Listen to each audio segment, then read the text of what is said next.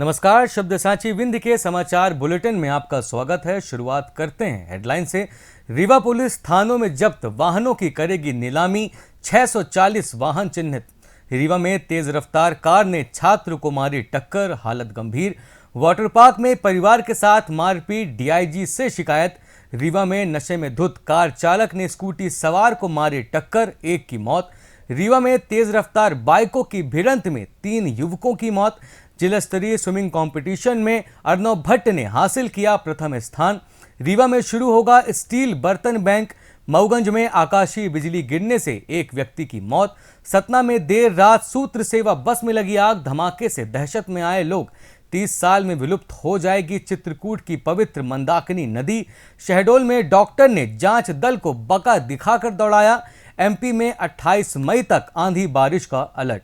जादू देखा है, हम दिखाते हैं। आप सोचिए, हम बनाते हैं। अपने घर या ऑफिस को सजाएं मनपसंद डिजाइन के कस्टमाइज वॉलपेपर्स, ब्लाइंड्स, पेंटिंग्स और लेजर कटिंग से बनी आकर्षक चीजों से। आज ही कॉल कीजिए 7611125428, क्योंकि आपकी कल्पनाओं को पंख देना भी जरूरी है।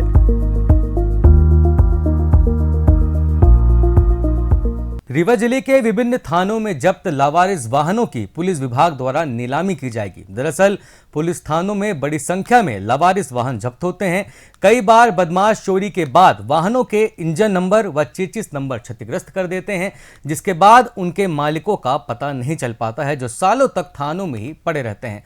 पुलिस अधीक्षक विवेक सिंह के निर्देश पर पूरे जिले की पुलिस लावारिस वाहनों को चिन्हित कर उनको नीलाम करने की कवायद करेगी।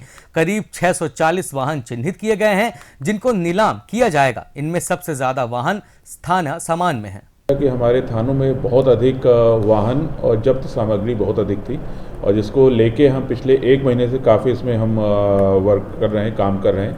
जितने वाहन हैं, चाहे वो कबाड़ हो गए हैं या उनके नंबर्स हैं, उनको हम पूरी तरह से एक पूरी लिस्टिंग की जा रही है। उसमें कितने अपराध में जब्त हैं, कितने लावारिस हैं, कितने चोरी में कहीं मिले गए हैं, तो उस प्रकार से पूरे नियम कानून के आधार से उनकी लिस्टिंग की जा रही है, उनका वर्गीकरण किया जा रहा है। और जो लावारिस पाए जा रहे हैं, जिनका कोई वो क्लेम लेने वाला नहीं है, उसको चिन्हित करके फिर उनको हम आगे प्रक्रिया अनुसार रास्तात करके और उसके बाद उसकी नीलामी कार्रवाई की जाएगी, जिससे कि जो थानों में इतना अधिक वो है कबाड़ हो रखा है, कबाड़ होते जा रहे हैं, तो उसको बनाए कर सके और संपत्ति को नीलामी करा के उपरांत जो भी राशि होगी वो राज्य शासन के उसमें खत्म हो जाएगी। इसमें इसके साथ साथ ये भी था कि जो कोडीन बेस्ड कफ सिरप है, वो लगातार एनडीपीएस में हमने जब्त किया है, लेकिन उसका आज तक कोई भी उसका निराकरण नहीं हुआ।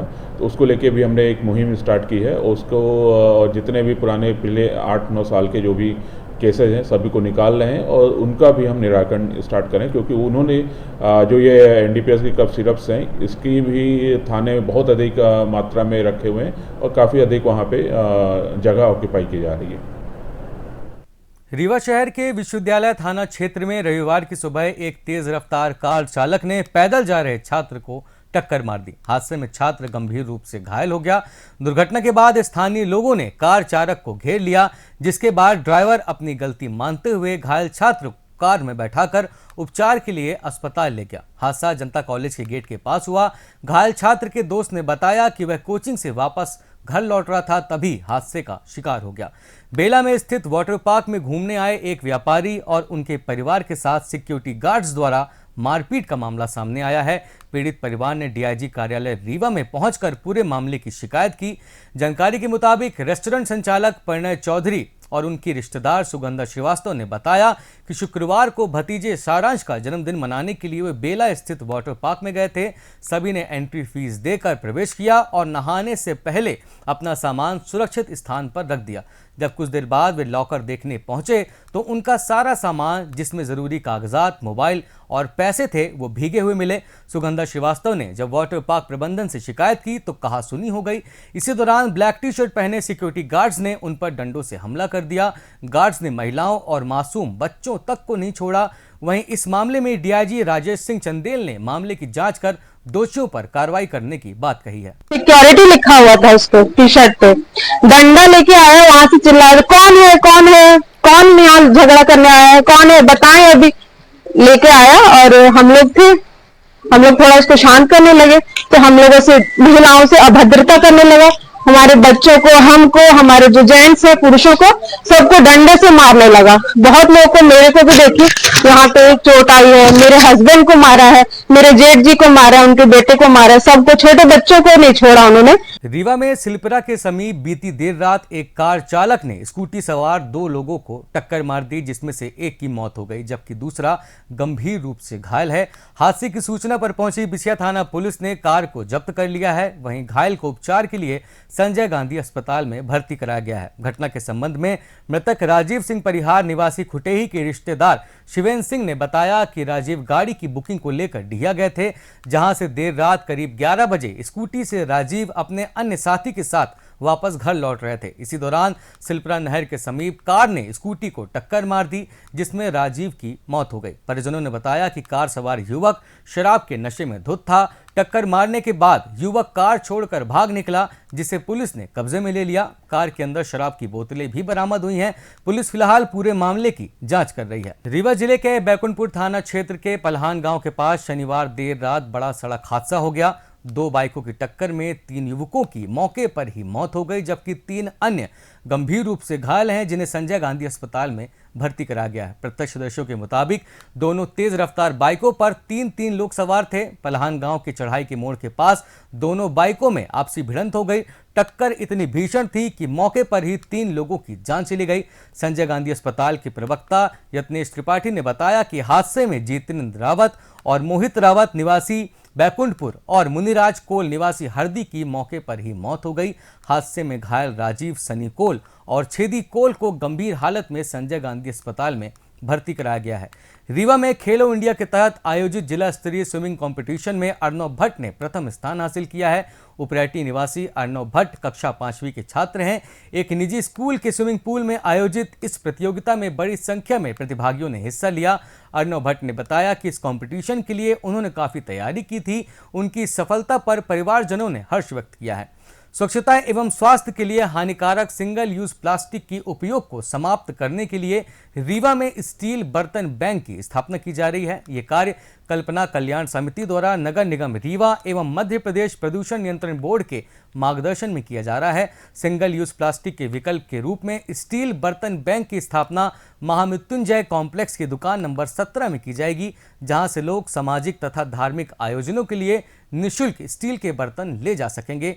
इस कार्य को अंतिम स्वरूप देने के लिए रविवार को विवेकानंद पार्क में विभिन्न सामाजिक प्रतिनिधियों, समाज सेवियों एवं विभागीय अधिकारियों के साथ चर्चा की गई। मेरा नाम बीपी सिंह, अध्यक्ष कल्पना कल्याण समिति। जो ये सिंगल यूज प्लास्टिक के डिस्पोजल हैं, उसमें थाली है, कटोरी है, गिलास है, चम्मच हैं, वो कई पूर्ण रूप से वो हम लोगों पे हावी हो चुके हैं। कोई भी कार्यक्रम है, इसको ऐसा कह सकते हैं कि पैसा फेंको तमाशा देखो, मिनटों में आ जाएंगे। और उससे इतनी गंदगी होती है कि हमारी स्वच्छता में, हमारे स्वास्थ्य में और हमारे पर्यावरण के लिए और हमारे पृथ्वी के लिए वो भार बन चुका है। तो हम लोग मध्य प्रदेश प्रदूषण नियंत्रण बोर्ड रीवा एवं नगर पालिक निगम रीवा के सहयोग से, उनके मार्गदर्शन में उन्होंने एक महामृत्युंजय कॉम्प्लेक्स में 17 नंबर की दुकान आवंटित की है।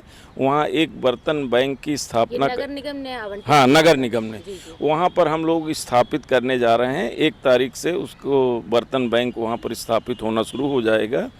और उसका जो मैनेजर हैं अमित गुप्ता जी हैं, इनका काउंटर धोबिया टंकी में, जहाँ से ये बुकिंग करेंगे, उसकी देख रेख करेंगे। और इसके पीछे ये उद्देश्य ये छिपा हुआ है कि हम समाज में सांकेतिक रूप से इस विषय को, सिंगल यूज प्लास्टिक को निष्क्रिय करने के लिए एक जन जागरूकता का अभियान चलाएंगे। अमित कुमार गुप्ता। एक छोटी सी शुरुआत है हमारे द्वारा। हम ये चाहते हैं कि जो लोग डिस्पोजल का इस्तेमाल नहीं करना चाहते हैं, उनको एक विकल्प मिले। खासकर जो घरेलू प्रोग्राम होते हैं, छोटे छोटे 150 लोगों का बर्तन अगर उनको चाहिए, हमसे स्टील की थाली, गिलास, कटोरी, वो हमसे ले जाएं और उन्हें इस्तेमाल करके निःशुल्क रहेगा। निःशुल्क रहेगा। हमसे ले जाएं, इस्तेमाल करके धो के वापस कर दें।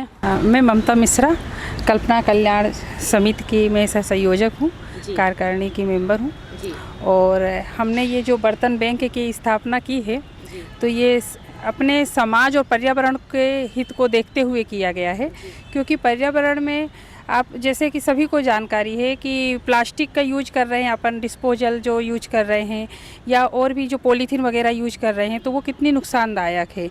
वो कभी गलती नहीं है, अपन उस कचरे को कहीं भी फेंकते हैं तो देखा गया है वो डिस्ट्रॉय नहीं होता है, बिल्कुल वो बहुत नुकसानदायक है। तो हमारी जब धरती ज़मीन उसको नहीं हजम कर पा रही है और इतना नुकसानदायक, तो उसमें जो हम गर्म सामान डालते हैं और गर्म चीज़ें जो उसमें यूज करते हैं, तो वो उस गर्म खाने के माध्यम से हमारे अंदर जाता है और वो हमारे शरीर को कितना नुकसानदायक है। स्टील के बर्तन का उपयोग करें, प्लास्टिक का उपयोग बिल्कुल उसका विरोध करें। मऊगंज जिले में आकाशीय बिजली गिरने से एक व्यक्ति की मौत हो गई, जबकि 3 अन्य लोग घायल हुए हैं।